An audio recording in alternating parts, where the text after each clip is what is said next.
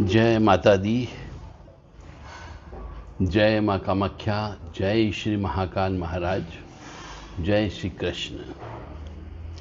देव Radha trust Satyavani channel से आप आज रहस्यमय ज्ञान सुन रहे हैं। ऐसे तो कई बार हमने आपको तंत्र मंत्र, ऊपरी बाधा, काला जादू, नकारात्मक दोष, इसके बारे में कई बार पहले बता चुके हैं। परंतु आजकल मैं देख रहा हूँ YouTube पर या WhatsApp पर या Facebook पे, ट्विटर पर बहुत से मनुष्य तंत्र के बारे में उल्टी सीधी बातें कर रहे हैं। मनुष्य उससे गुमराह हो रहा है।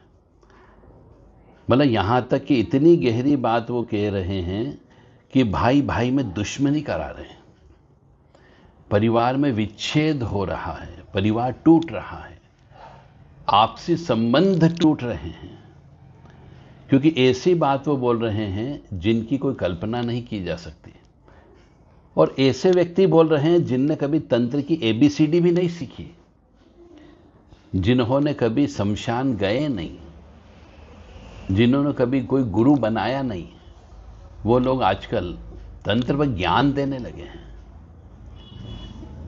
अभी वो एक कुकुर मुत्ते जो छोटा सा होता है, उगे भी नहीं है पूरी तरीके से, और तंत्र पर ज्ञान देना चालू कर दिया है। और ऐसे ऐसे ज्ञान दे रहे हैं जो किसी तंत्र की किताब में उपलब्ध नहीं, मतलब मन मर्जी से, क्योंकि भारत में स्वतंत्रता है, ज्ञान देने की स्वतंत्रता है, बोलने की स्वतंत्रता है, कुछ भी बोलते जा रहे हैं। तो मेरा आप सबसे विनम्र निवेदन है कि उल्टे सीधे कार्यक्रम न देखें। वो देखते हो तो जरा जीवन की सच्चाई को रूबरू करते हुए देखें। कुछ लोग बोलने लगे कि साहब भूत प्रेत के माध्यम से हम किसी को भी पागल कर देंगे। कोई कह रहा कि बात 1.5 फुटिया, अरे जीवन में किसी ने 1.5 फुटिया देखा नहीं, ऐसे लोग 1.5 फुटिया पर ज्ञान देने लगे। जिन्होंने कभी मटकी मूठ चलती हुई नहीं देखी, चलाते हुए नहीं देखी, वो लोग मटकी और मूठ के ऊपर ज्ञान देने लगे हैं, खिलाई पिलाई के ऊपर ज्ञान देने लगे हैं। तो आपसे सबसे मेरा विनम्र निवेदन है कि ऐसे झूठे भ्रामक बोलने वाले, प्रचार करने वाले, विशेष तौर से तंत्र मंत्र के ऊपर, इनसे दूर रहें। क्योंकि कुछ लोग छद्म वेश में घर परिवार को तोड़ने पर टूटे हुए हैं। छोटा भाई बड़े भाई के ऊपर कर रहा है, बड़ा भाई छोटे भाई के ऊपर कर रहा है। ऐसे संकेत देने लगे, यानी घर परिवार के अंदर आग लगाने का काम कर रहे हैं। बहनें भाई के ऊपर करवा रही है, भाई बहनों पे करवा रही है। ऐसे संकेत वो दे रहे हैं कि आप देखो, वास्तव में बोले परिवार में ही होता है। ऐसा बिल्कुल भी नहीं है। हर किसी मनुष्य के ऊपर तंत्र बाधा नहीं लगती है। किसी की ताकत नहीं है कि एक स्वस्थ पुण्य कर्म करने वाला मनुष्य, या जिसने पूर्व जन्म में पुण्य कर्म किए हो, उसके ऊपर तंत्र मंत्र, काला जादू, भूत प्रेत, पिशाच, चुड़ैल, डाकन, जिन जिन्नात, 28 26 मूठ करनी, ये भेज दे और चला दे। अगर ऐसा होता तो आज भारत के कई परिवार मृत्यु के मुंह में चले जाते हैं। क्योंकि एक भाई दूसरे भाई से जलन कर रहा है, क्योंकि कलयुग है। घर परिवार की महिलाएं एक दूसरी महिलाओं से शत्रुता निभा रही है, तांत्रिक लोगों के पास जा रही है, और तांत्रिक लोग पैसा लूट रहे हैं, काम किसी का नहीं हो रहा है। सर्वप्रथम हम आते हैं षट कर्म के ऊपर। किताबों में लिखा है षट कर्म होता है। बहुत से लोग षट कर्म के बारे में पहले नहीं जानते थे, परंतु ये छोटे मोटे कुकुर मुत्तों ने, तथाकथित झूठे तांत्रिक लोगों ने षट कर्म के बारे में ज्ञान देना चालू कर दिया। कि ये षटकर्म होता है। मारण, मोहन, उच्चाटन, वशीकरण, विद्वेषण, स्तंभन, ये 6 कर्म होते हैं। किसी का भी मुंह बंद कर देंगे, अरे तुम्हारे बाप की ताकत है जो किसी का भी मुंह बंद कर दोगे। अन्यथा जितने ये बड़े बड़े पॉलिटिशियन हैं, राजनेता हैं, आईएएस ऑफिसर है, आईपीएस ऑफिसर है, कमिश्नर है, इनके मुंह बंद हो जाते, इनका एक्सीडेंट हो जाता है, ये मर जाते हैं। ऐसा कुछ भी नहीं होता है। न वशीकरण होता है, न मारण होता है, न मोहन होता है, न उच्चाटन होता है। यह सब 6 कर्म पूर्व जन्म के पाप कर्म की वजह से मनुष्य के साथ में लगते हैं। माध्यम चाहे कुछ भी हो, समय कुछ भी हो, लड़ाई झगड़ा कुछ भी हो, जब होना होता है तब हो जाता है। अब तंत्र विद्या की अपन चलते हैं, तो तंत्र विद्या में ये मान लो कोई समय उसका खराब आ गया जिसकी वजह से तंत्र विद्या लगना है। सामान्यतः ऐसा कहा जाता है कि जो हम जन्म लेते हैं उस समय जन्म पत्रिका बनती है, तो उस जन्म पत्रिका में यह सब इंडिकेशन होते हैं, सूचना होती है, संकेत होते हैं कि किस व्यक्ति के ऊपर ऊपरी बाधा लगेगी, किस व्यक्ति के ऊपर तंत्र बाधा का काम होगा, किस व्यक्ति के ऊपर नजर दोष का काम होगा और किस व्यक्ति के ऊपर मुठ करनी हो सकती है।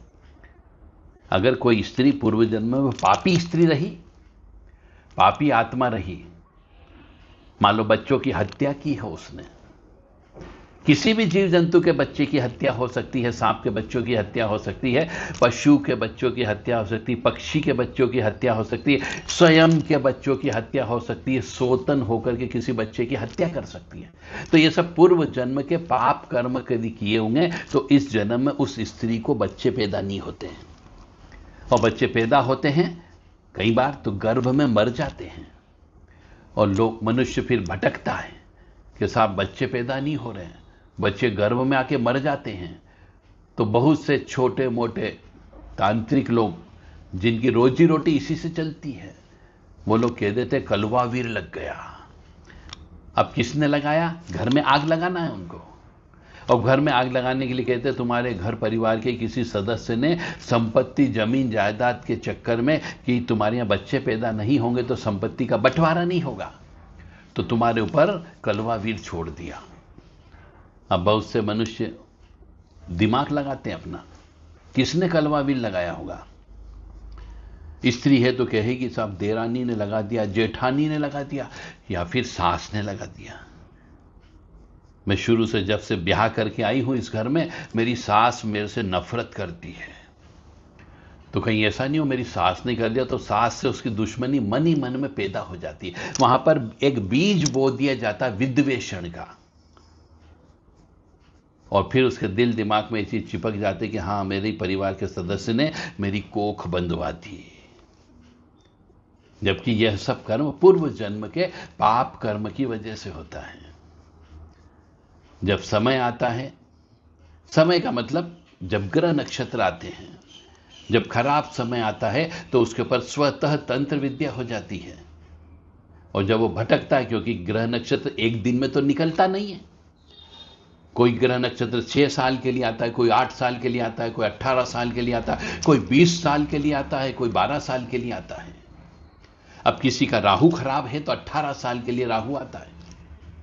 अब राहु 18 साल तक मनुष्य को नोच देता है और वो बहुत भटकता है, क्योंकि राहु भटकाने का काम करता है, और राहु का मतलब शमशान। तो जब राहु आता है तो उसे शमशान के सपने आना चालू हो जाते हैं स्वतः। ये प्रकृति का खेल चलता है।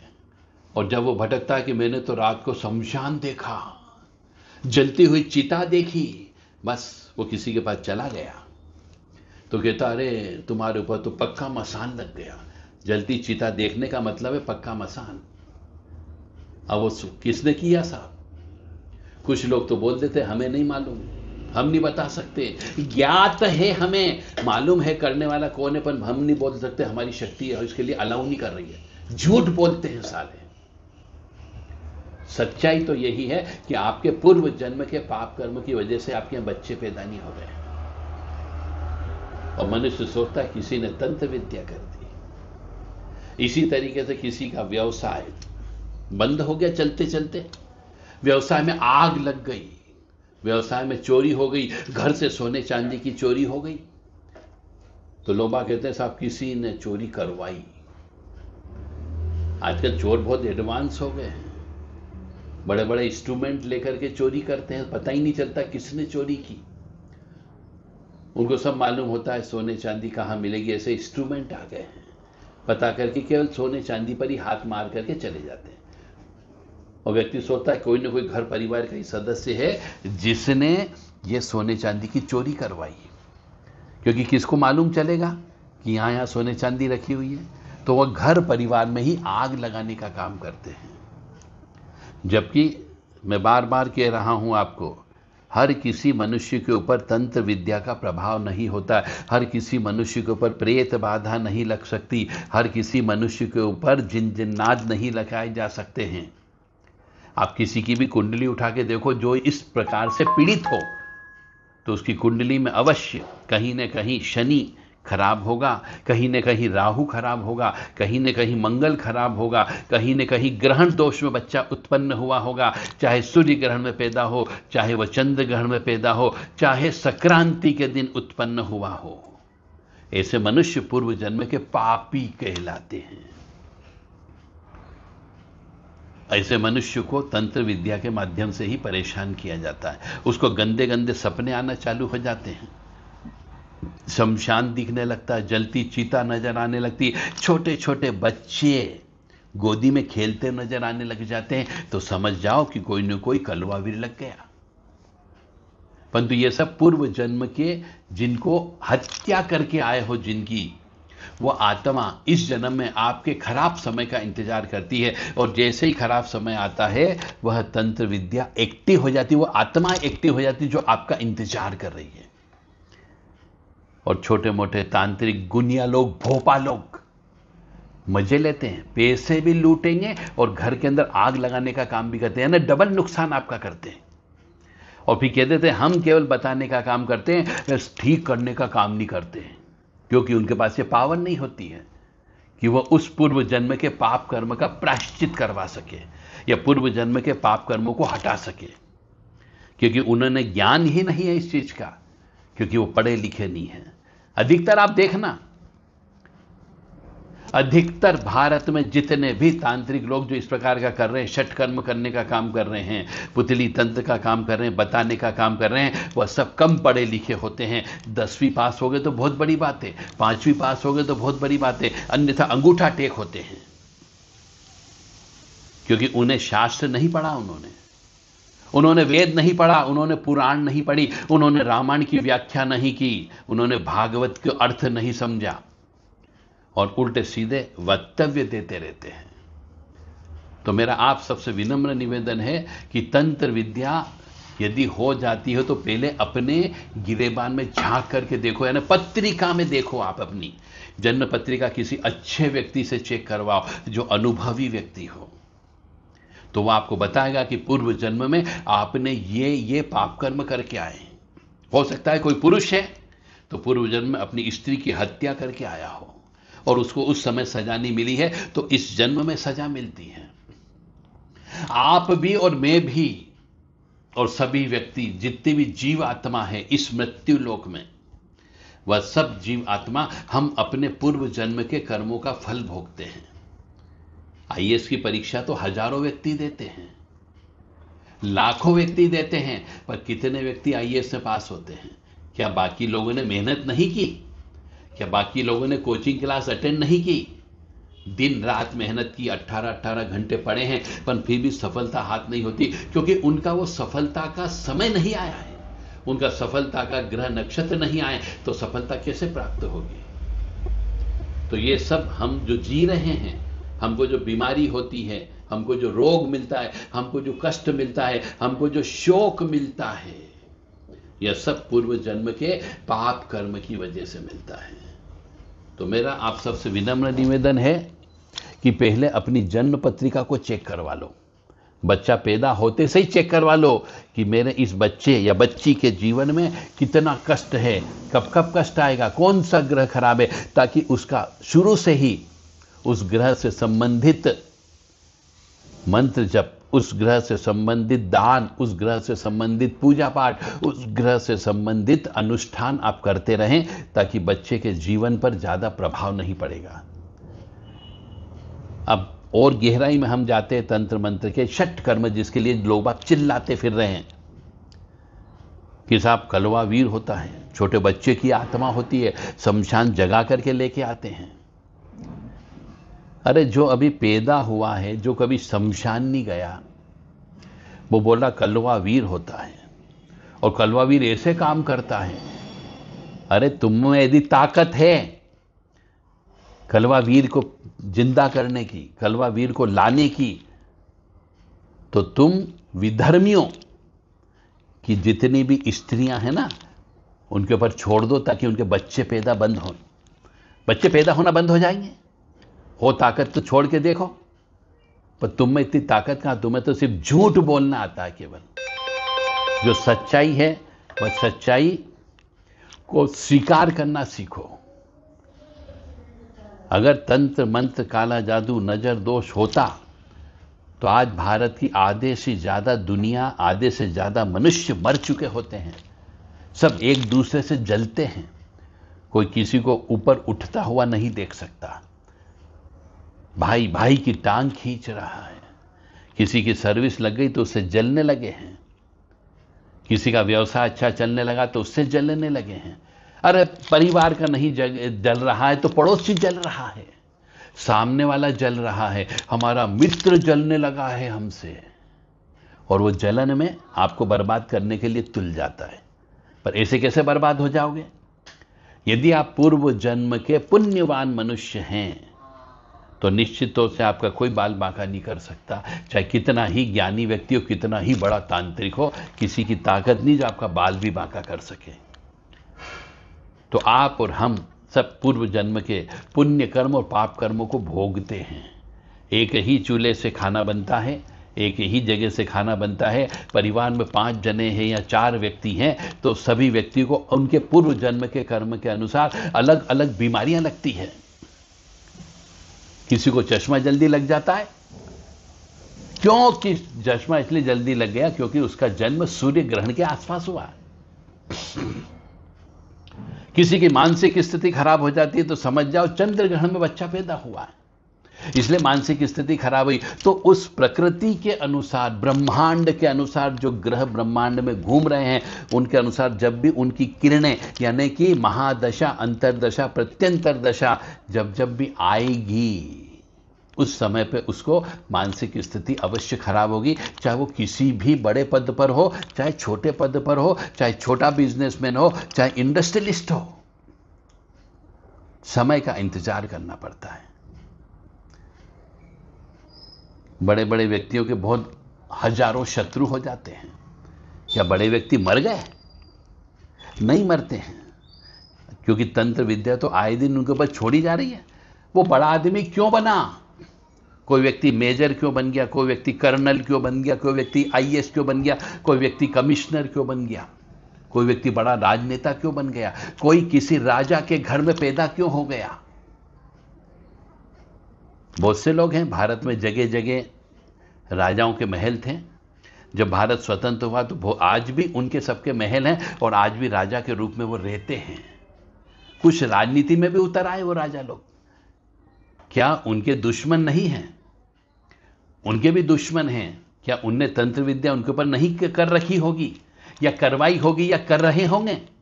सब काम हो रहा है, परंतु उनका बाल बांका भी नहीं हो रहा है। क्योंकि कोई बच्चा यदि किसी राजा के घर में पैदा हो रहा है, यानी पूर्व जन्म का वो त्यागी, तपस्वी, बहुत बड़ा साधु संत रहा है, तब जाकर के किसी राजा के घर में भोग विलास करने की इच्छा से उत्पन्न हो जाता है। कौन बाल बांका करेगा? जो पूर्व जन्म का पुण्यवान मनुष्य है। वो तो सिर्फ भोग विलास करने के लिए आया है। इसीलिए सभी, चाहे मिडिल क्लास फैमिली वाले हो, लोअर क्लास फैमिली वाले हो, या हायर क्लास फैमिली के व्यक्ति हो, तंत्र विद्या अपने आप होती है। ग्रह नक्षत्र जब खराब आएंगे तब आपके ऊपर होगी। कोई कलवा भी नहीं छोड़ सकता, ना कोई गर्भ का बंधन कर सकता है। ये सब पूर्व जन्म के पाप कर्मों का फल है। यदि पूर्व जन्म में अपने आपने अपने माता पिता, अपने दादा दादी, अपने नाना नानी, अपने गुरु का यदि अपमान किया है तो पितृ दोष से ग्रसित अवश्य होगे। यदि पूर्व जन्म में आपने सांपों की हत्या की हो तो काल सब दोष के रूप में अवश्य उत्पन्न होंगे। यदि आप पूर्व जन्म में भाइयों के साथ धोखा करके आए हो तो मंगल दोष आपको अवश्य होगा। और यही ग्रह जो मंगल दोष वाले हो गए, काल सब दोष वाले हो गए, पितृ दोष वाले हो गए, यही आपकी कुंडली में देखने को मिलते हैं। और उसी वजह से जब उन ग्रह की दशा आती है तब आपको उसी प्रकार का कष्ट मिलना चालू हो जाता है। कई बार हम कुंडली चेक करते हैं, पहले से लिख के दे देते कि भैया तुम्हारे भाई की मृत्यु होने वाली है, तुम्हारे यहाँ बेटे की मृत्यु हो जाएगी, तुम्हारी पत्नी की मृत्यु हो जाएगी, तुम्हारा तलाक हो जाएगा। ऐसा क्यों? क्योंकि पूर्व जन्म के पाप कर्मों का फल। कोई व्यक्ति पूर्व जन्म में अपनी माता का सेवा नहीं की, अपनी माता को जल नहीं पिलाया, अपनी माता को रोटी नहीं दी, तो उसकी हाय बद्दुआ तो लगेगी। तो मातृ दोष उत्पन्न हो जाता है, माता का श्राप लग जाता है। किसी ने गुरु का अपमान किया है तो गुरु चांडाल योग में उत्पन्न हो जाते हैं। तो जितने भी मैं योग बता रहा हूं ये सब पत्रिका में यदि आप पूर्व जन्म में कौन सा पाप कर्म करके आए उसमें दिखता है। और बचपन से ही यदि मनुष्य उस पाप कर्म के बारे में जान जाए, उसके माता पिता जान जाए, उसके पेरेंट्स जान जाए, तो उससे संबंधित जप तप दान धर्म करो ताकि पापों का प्रायश्चित हो सके। उस ग्रह से संबंधित जड़ी बूटी का प्रयोग करो, उस ग्रह से संबंधित आयुर्वेदिक दवाई का प्रयोग करो, क्योंकि प्रकृति है और प्रकृति ही ईश्वर है। ईश्वर ही आपको माफ करेगा। किसी की ताकत नहीं जो आपके ऊपर तंत्र विद्या कर दे, यदि आप पुण्यवान हो तो। इसीलिए आपसे विनम्र निवेदन है कि तांत्रिक लोगों के चक्कर लगाना बंद करो। पहले अपने ही जीवन की जो जन्म कुंडली है उसको चेक करवाओ, और एक नहीं कई व्यक्तियों से चेक करवाओ। सबसे लिखवा करके लो कि मैंने पूर्व जन्म में कौन से पाप कर्म किए, क्या इफेक्ट मेरे जीवन पर पड़ेगा और उसका क्या प्रायश्चित कर्म है। वो प्रायश्चित कर्म करते जाओ ताकि जीवन में कष्ट की प्राप्ति नहीं होगी। कोई आपको आगे बढ़ने से रोक नहीं सकता यदि आपने पापों का प्रायश्चित कर लिया तो। कुछ पाप ऐसे होते हैं जो अक्षम्य अपराध की श्रेणी में आते हैं, जिनकी कोई माफी नहीं होती है। और जब अक्षम्य अपराध कोई व्यक्ति करके आता है तो उसके एक नहीं 4 से अधिक ग्रह उसी बात के ऊपर बार बार इंडिकेशन देते हैं कि इसके यहां बच्चा पैदा नहीं होगा। गुरु ग्रह भी कहेगा बच्चा पैदा नहीं होगा, सूर्य ग्रह भी बोलेगा बच्चा पैदा नहीं होगा, राहु कहेगा मैं बच्चे को खाने का काम करूंगा, शनि कहेगा मैं बच्चे का एक्सीडेंट करके मार दूंगा। यदि 4 ग्रह या उससे अधिक ग्रह एक ही बात की ओर इंडिकेशन दे तो समझ जाना आप कितना ही प्रायश्चित कर्म कर लो, कितनी ही पूजा पाठ कर लो, कितना ही दान धर्म कर लो, किसी की ताकत नहीं कि उस जो कर्म भोगना है आपको वो तो भोगना ही पड़ेगा, उसको कोई रोक नहीं सकता। हाँ, उसकी पोटेंसी कम कर सकते हो, पाप कर्म की पोटेंसी कम हो सकती है, जो भोगना है उसकी पोटेंसी कम हो सकती है। दान धर्म करके उससे संबंधित वस्तु का दान करो, उससे संबंधित धातु का दान करो, उससे संबंधित अनुष्ठान करना प्रारंभ कर दो। और जो जो ग्रह उस चीज को नुकसान दे रहे हैं उस ग्रह को पटाने का काम करो। तो हमारे शास्त्र ये कहते हैं कि ग्रहों को पटाना हो, ग्रहों को अपने अनुकूल करना हो तो अपने व्यवहार में परिवर्तन करो। यदि मंगल दोष है आपको तो भाई से प्रेम करो, वो मारे तो भी प्रेम करो, दोस्त से प्रेम करो, मित्र से प्रेम करो, यदि दोस्त दगा दे धोखा दे तो भी उससे प्रेम करो, क्योंकि पूर्व जन्म में आप भाई के साथ धोखा करके आए हो, अपने मित्र के साथ धोखा करके आए हो, अपने पार्टनर के साथ धोखा करके आए जो आपके हम उम्र था। तो इस जन्म में आपको वो तो भोगना ही भोगना पड़ेगा। परंतु यदि आप नफरत करने लगोगे तो मंगल दोष और बढ़ जाता है। फिर आप कहोगे साहब मेरे को तो खून की बीमारी हो गई। तो खून की बीमारी होना ही होना है, क्योंकि पूर्व जन्म में आप किसी न किसी के साथ धोखा करके आए हो, मित्र के साथ धोखा करके आए हो। खून की बीमारी इसलिए होती है क्योंकि मंगल भाई का प्रतीक होता है और मंगल खून का प्रतीक भी होता है। तो खून का कैंसर हो जाता है कई बार मनुष्य को, सर्कुलेशन, ब्लड सर्कुलेशन की बीमारी हो जाती है, पार्किंसंस डिसीज हो जाती है, लकवा लग जाता है। और फिर कोई कहता है कि किसी ने लकवा वीर भेज दिया, मजे लेते हैं। कोई लकवा वीर नहीं होता दोस्तों। लकवा वीर ये तांत्रिक लोगों के द्वारा डराने के लिए बनाया गया शब्द है कि लकवा वीर, लकवा लग गया साहब। अरे लकवा लगा क्यों? लकवा इसलिए लग गया है क्योंकि आपकी नसों की समस्या थी, नस के अंदर समस्या थी। और नसों की समस्या किस लिए होती है? बुध ग्रह की वजह से नसों की समस्या होती है। इतने गहराई में आपको जाना पड़ेगा। अब नस की समस्या बुध की है तो बुध का मतलब हो गया हमारी बहन बेटियां।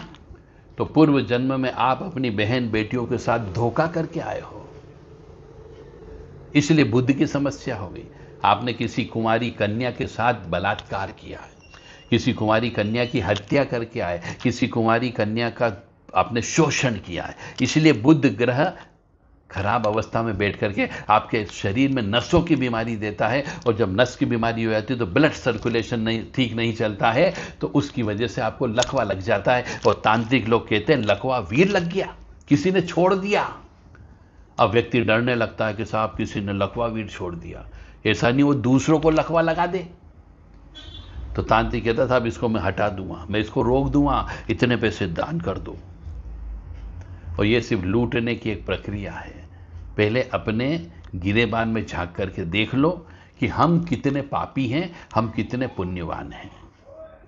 शायद मेरी बातें बहुत से तांत्रिक लोगों को मिर्ची देगी, मिर्ची लगेगी। जीवन की यही सच्चाई है, क्योंकि मुझे भी 30 साल इस तंत्र लाइन में काम करते करते हो गया है।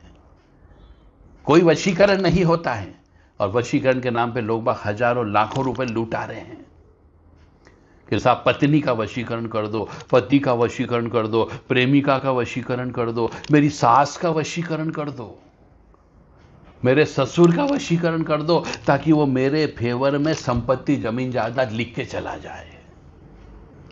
सब खेल लोभ लालच मोह माया का है। इसीलिए शास्त्र क्या कहता है कि हमारे शरीर के जो 10 विकार है इनको दूर करने का प्रयास करो।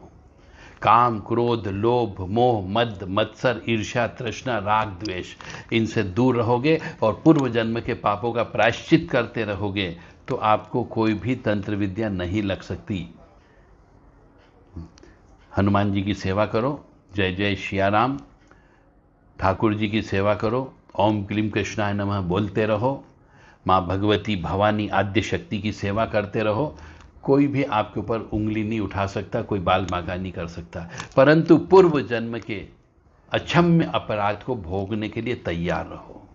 यदि पूजा पाठ करोगे तो आपको साहस मिलेगा, जो कष्ट आने वाला उस कष्ट को से लड़ने का साहस मिलेगा। जैसे एक मनुष्य को बीमारी हो गई, बुखार आ गया, सर्दी खांसी हो गई, थ्रोट इन्फेक्शन हो गया, पेट में दर्द हो गया, तो हम तुरंत पेन किलर ले लेते हैं। दांत में दर्द हो रहा, पेन किलर ले लो, पर दर्द तो कंटिन्यू है शरीर के अंदर, परंतु चूंकि हमने पेन किलर ले ली तो हमें वो दर्द महसूस नहीं हो रहा है और बाद में 3-4 दिन बाद ऑटोमेटिकली बुखार चला जाता है। इसी प्रकार से आध्यात्म में भी यदि कोई कष्ट आया है आपके ऊपर तो उसके लिए पेन किलर ले लीजिए, यानी अनुष्ठान करवा लीजिए, जप तप करवा लीजिए, दान धर्म कर दीजिए, गरीबों की सेवा कर दीजिए, मुख प्राणी यानी कुत्ते, कौवे, पशु, पक्षी, इनको भोजन करवा दीजिए, इनकी सेवा कर दीजिए। निश्चित तौर से पापों का प्रायश्चित हो जाएगा। कहीं कहीं पे ऐसा भी लिखा है पापों का प्रायश्चित करने के लिए कि जो ग्रह आपको कष्ट दे रहा उस ग्रह से संबंधित जड़ी बूटी लेकर के आके उसको उबाल करके उसका पानी पीजिए, उस जड़ी बूटी के उबाल करके पानी से स्नान करिए। उस ग्रह से संबंधित कुछ यंत्र आते हैं, उन यंत्रों को पूजा पाठ के माध्यम से प्राण प्रतिष्ठित करा के शरीर पर धारण करिए। वो ग्रह कहता तुम मुझसे प्रेम कर तो मैं तो कष्ट नहीं दूंगा, अन्यथा कष्ट देने के लिए तो मैं आया ही आया हूं।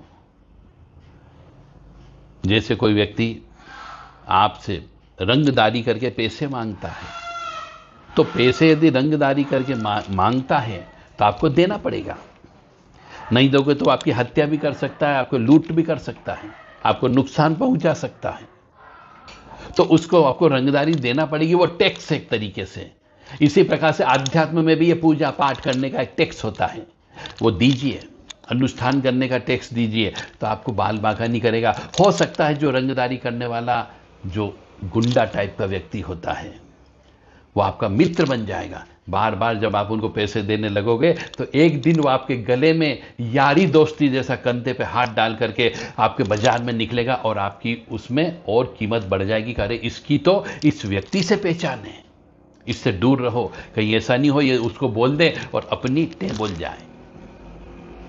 यही सिद्धांत ग्रहों के मामले में भी लागू होता है।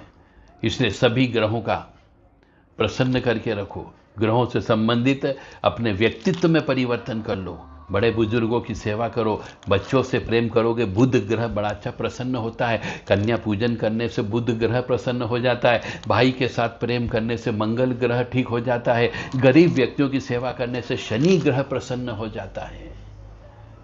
और मंदिरों में सेवा करने से, मंदिरों में जोत जलाने से, मंदिरों में लाइट कराने से, मंदिर को जो टूटा फूटा मंदिर है उसकी रिपेयरिंग कराने से गुरु ग्रह प्रसन्न हो जाता है। पीपल के वृक्ष, वट वृक्ष लगाने से गुरु दोष खत्म हो जाता है।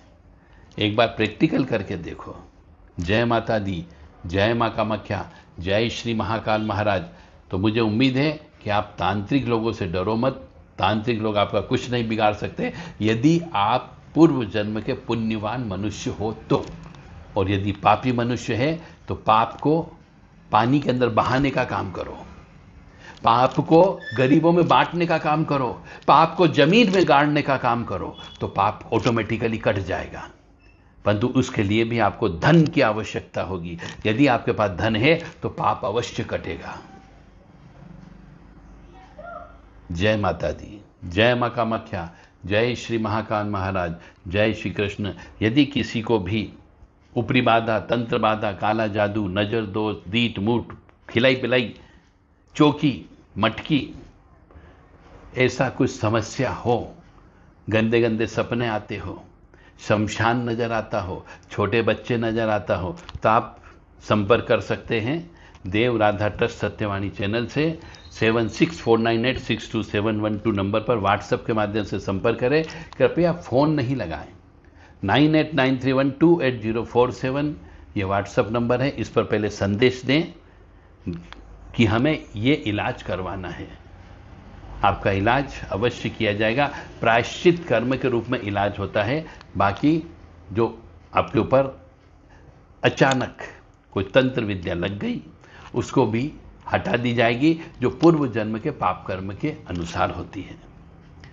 ओम मृत्युंजय महादेव त्राहि माम शरणागतम जन्म मृत्यु जरा व्याधि पीड़ितम कर्म बंधने। इस मंत्र का रोजाना 1 घंटे तक ब्रह्म मुहूर्त में जप करना चाहिए। इससे आपके पूर्व जन्म के पापों का नाश होता है। यह महामृत्युंजय मंत्र कहलाता है। जय माता दी।